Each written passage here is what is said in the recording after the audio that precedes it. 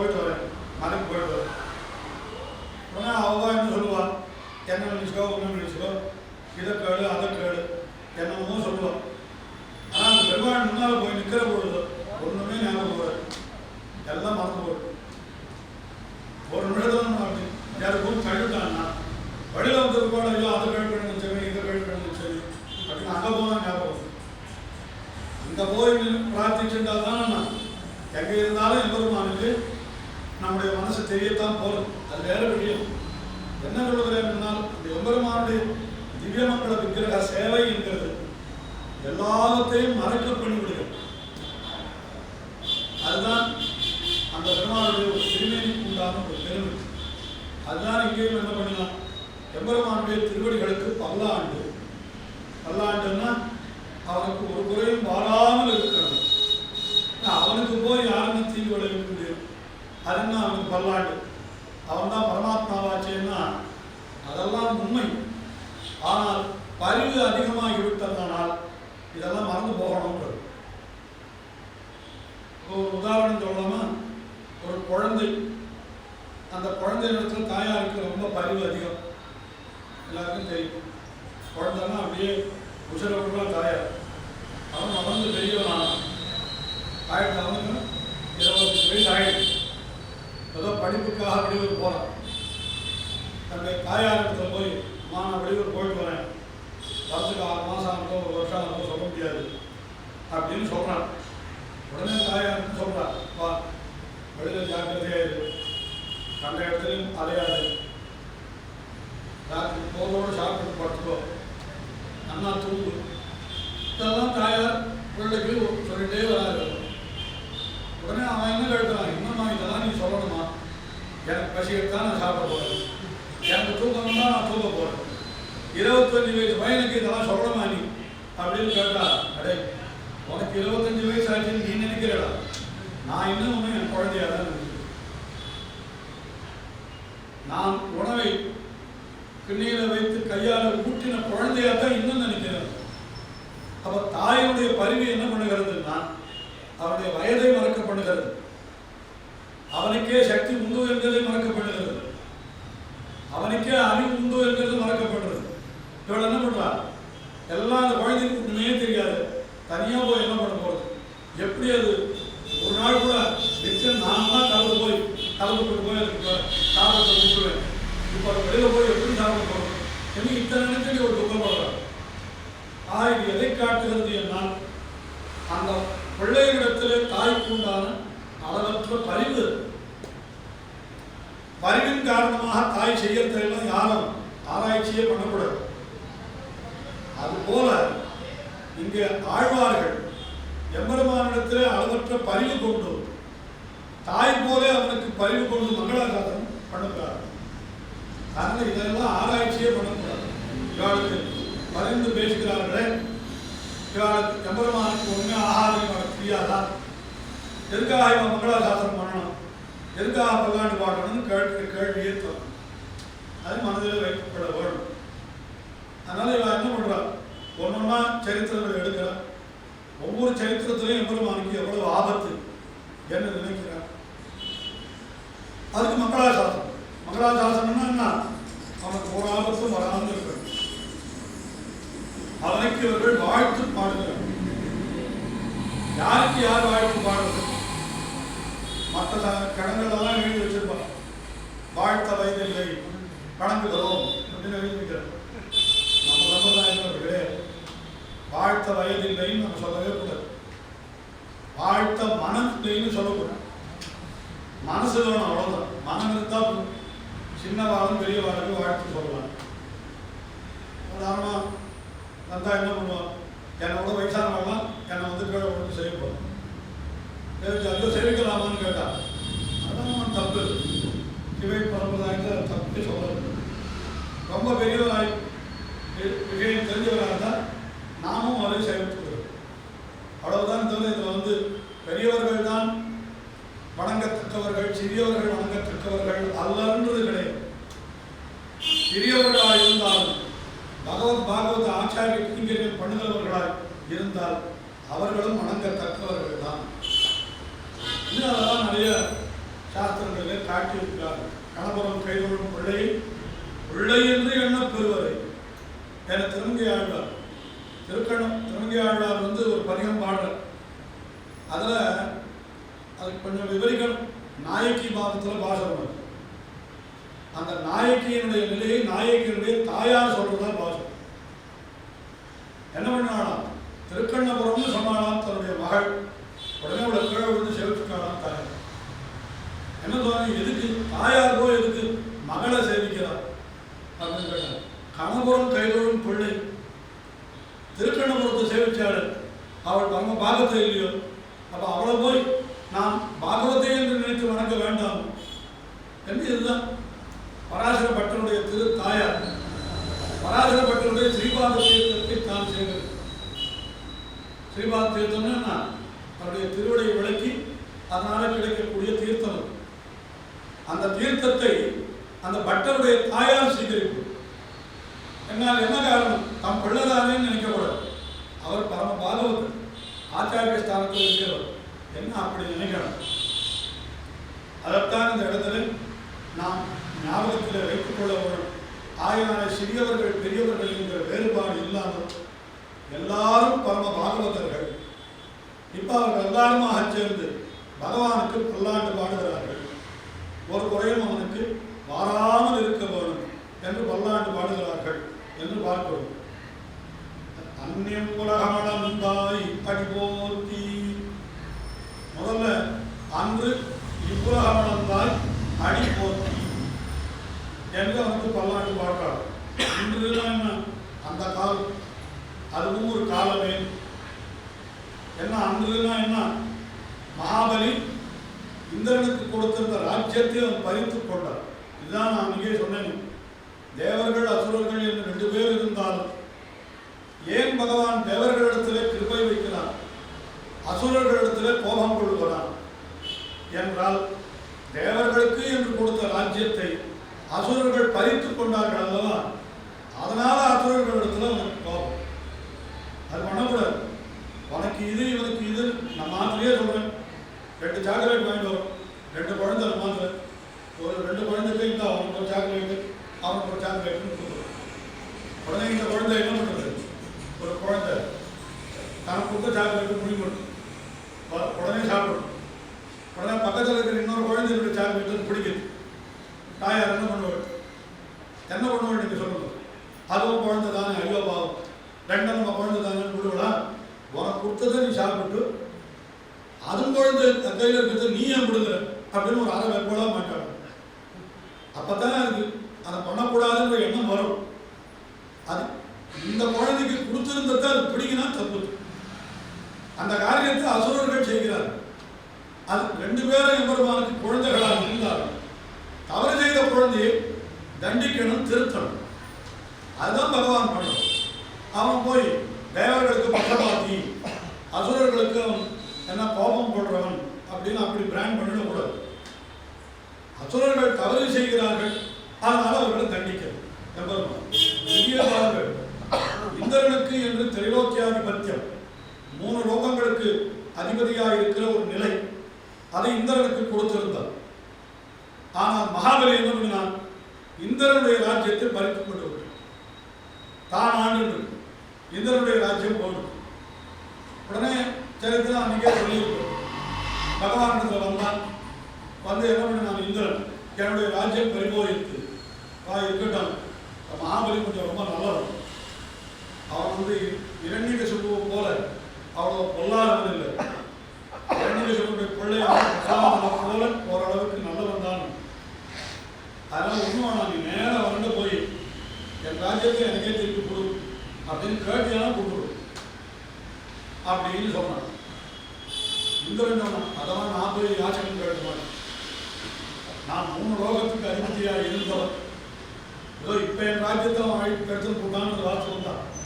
ஆனாலும் எனக்குன்னு ஒரு கௌரவம் இல்லையா, இன்னொருத்தர் இடத்துல போய் நான் எப்படி பிச்சை கேட்கறது அப்படின்னு. உடனே பகவான் என்ன சொன்னான், பா நீ பிச்சை கேட்க மாட்டியா, சரி நான் கேட்கிறேன். 3 லோகத்துக்கு அதிபதி இவனே கேட்க மாட்டேன், அவன் சர்வலோகத்துக்கும் அதிபதி. அவன் என்ன சொல்றான், நான் போய் தானம் கேட்கிறேன். மகாபலியிடத்துல போய் தானம் கேட்டான். தானம் என்ன கேட்டான்? 3 அடி மண் வேணும்னு கேட்டான். உடனே அவனுக்கு கொடுத்த உடனே இவன் வளர்ந்தான். 1 அடி பூரா கீழே வைத்து விட்டான். 2வது அடிக்கு இடமே இல்லை.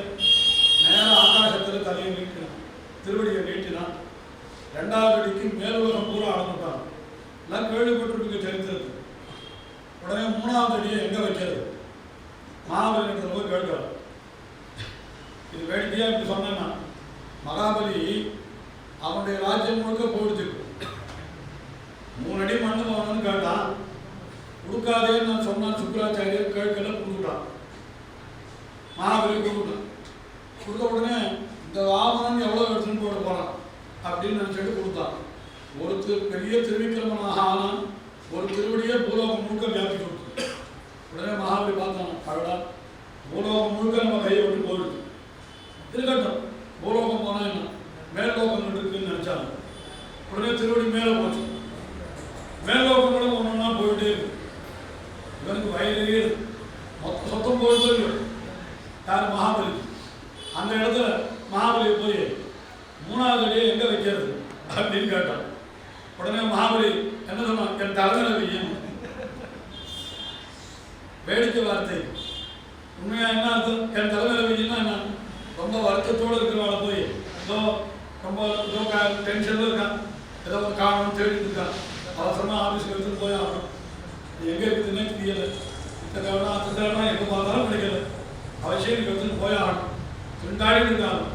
அந்த சமயத்தில் ஆலோசனை வந்து இதை எங்கே வைக்கலாம் அப்படின்னு ஏதாவது ஒரு பொருளை கொண்டு போய் கேட்டால் என் தலைமையில் வை அப்படின்னு ஒரு ஆத்திரமாக சொல்லுவோம். கேள்விப்பட்டிருக்கீங்களா? அதான் எங்கேயும் மகாபலி சொல்லணும்னு நினைக்கிறேன். பார்த்தான் பகவான் தலைமையிலேயே வச்சு திருவடியை தலைமையில வைத்து அவனை பாதாளத்திலே சிறை வைத்தான்னு சொல்லு. அவன் மதம் பண்ணலை. ரொம்ப அழகாக இடத்துல வியாக்கியானத்தில் அழகாக சொல்றார்.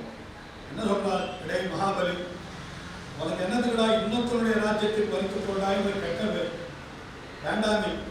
நானே உனக்கு பெரிய ராஜ்யம் கொடுக்குறேன், போய் சௌக்கியமா அங்கே இல்லை. எதுக்காக அவந்த போய் நபகரிச்சாங்க ஊரெல்லாம் பேசக்கூடியா நடந்துக்கிறேன். ஏன்னா அங்கேயும் அவனுக்கு வாழ்வுதான் கொடுத்தானே தவிர அவனை அழிக்கவில்லைன்னு சொல்றான். அவனுக்கு பாத்தாள லோகத்துக்கு அவன் சக்கரவர்த்தி ஆக்கி இன்னைக்கும் அவன் பேரை சொல்லும்போது பலி சக்கரவர்த்தின்னு சொல்லுது. ரொம்ப சின்ன வயசுல குழந்தைகளா இருக்கிற பொழுது இவங்களெல்லாம் எண்ணெய் தேய்க்கிறதுன்னு ஒரு காரியம் இல்லையா. சின்ன குழந்தையா இருந்தால் வாரம் எண்ணெய் தேய்க்கும். எல்லாம் எங்கள் ஆத்திரம் பண்ணியிருக்கேன். இப்போ யாரும் எந்த ஆத்திரையும் யாரும் பண்ணுறதா தெரியல. சின்ன குழந்தைகளுக்குலாம் ஒன்றும் பண்ணுறதா தெரியல. சரி, அது அவ்வளோ சௌகரியம். நான் அதை பற்றி ஒன்றும் நான் வந்து ஏன் பண்ணலேன்னு நான் கேட்கறேன்.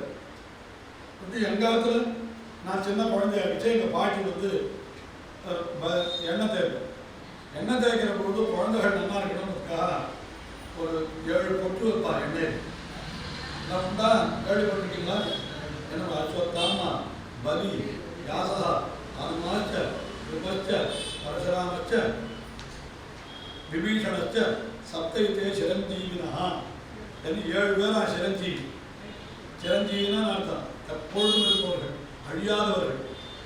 அவள் 7 பேர் பேரை வச்சுட்டு அவள் 7 பேர் போல நீயும் சிரஞ்சீவியாக இருக்கணும் அப்படின்னு சொல்லிட்டு தான் எண்ணெய் ஆரம்பிப்பாள்.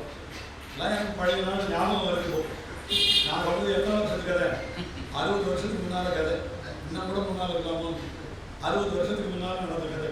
அஸ்வத்தாமா பலி யாசா அனுமாச்ச விபச்ச பரசுராமச்ச விபீஷணச்ச சப்தைத்தே சிரஞ்சீவினா 7 பேர். அதே மாதிரி அவளுக்கு ஸ்திரீகளுக்குன்னா 5 பேர். அவள் பத்திவத்தைகள் 5 பேர். அகன்யா கௌர் சாவித்திரின்னு அவள் ஒரு 5 பேர் சொல்லுவோம். உமநாட்டிகளுக்கு என்ன தேய்ச்சா அவளை மாதிரி ரொம்ப நல்ல சௌபாகியத்தோடு இருக்கணும் அப்படின்னு சொல்லிட்டு அவளுடைய பேரை சொல்லுவோம். அந்த மாதிரி இதெல்லாம் அந்த காலத்தில் பெரியவாளுடைய முட்டாள்தனங்கள்னு வச்சுங்களேன். வேற என்ன இந்த காலத்தில் அப்படி தான் சொல்லணும், வேற வழியில். அவள் தான் ஏதோ முட்டாள்தனமாக பண்ணிட்டு இருந்தா அந்த காலம். அதுவும் இந்த பலிச்சக்கரவர்த்திக்கும் ரொம்ப விசேஷமாக அவனையும் சேர்த்து சொல்றான்னா என்ன காரணம்? அவனுக்கு அப்படிப்பட்ட ஒரு ஸ்தானத்தை எவ்வளவு கொடுத்து விட்டான். அது நடந்த நிகழ்ச்சி. அது அதைத்தான் இந்த இடத்துல சொல்றான். அன்று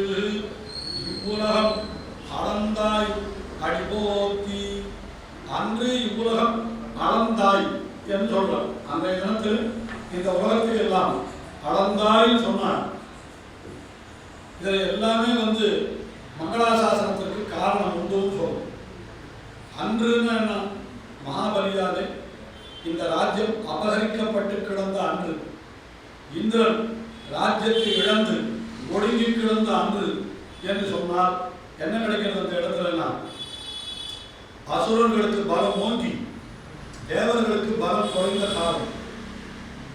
அதெல்லாம் இப்போ சில சமயத்தில் அந்த மாதிரி இப்போ கூட அப்படிதான் சொல்லணுமா தெரியல.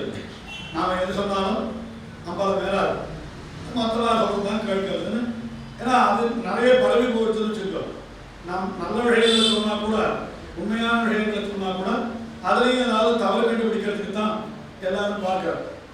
அதனால எது உத்தமம்னு கேட்டால் வாய் மூடிட்டு இருக்கிறதே உத்தமம். நாடு கேட்டு கேட்டால் நமக்கு என்ன அப்படின்னு நம்ம வாய் மூடிட்டு விட்டோம். அதுதான் நமக்கு நல்லது என்ற மாதிரி ஆகிவிடுகிறது. வேற வழி இல்லை. ஏன்னா அசுரர்களுக்கு பலம் அதிகமாகி தேவர்களுக்கு பலம் குறைந்திருக்கிற காலத்தில் தேவர்களுக்கு பக்கபாத்தியாக எம்பெருமான் இந்த உலகத்துக்கு வந்தான் என்றால் அவனுக்கு வந்தால் அது பிரச்சனையாகும். இளவன் ஒரு வரையும் வராமல் இருக்கு. ஏற்கனவே நான் ஒரு ஒவ்வொரு மாட்டிட்டு இருக்கேன்னு வச்சுருக்கோம். அதுக்கு எனக்கு ஒருத்தர் சப்போர்ட் பண்ண வந்து அவரையும் சேர்த்து இழுப்போம். நமக்கு உண்டாகிட்ட உலகத்தில் அதே தான் இங்கே அன்று என்ன சொன்னோம். அதுக்கு மேலே இவ்வுலகம். இவ்வுலகம் என்ன? இது ரொம்ப பொல்லாத உலகம், காடும் மூடுமான உலகம்.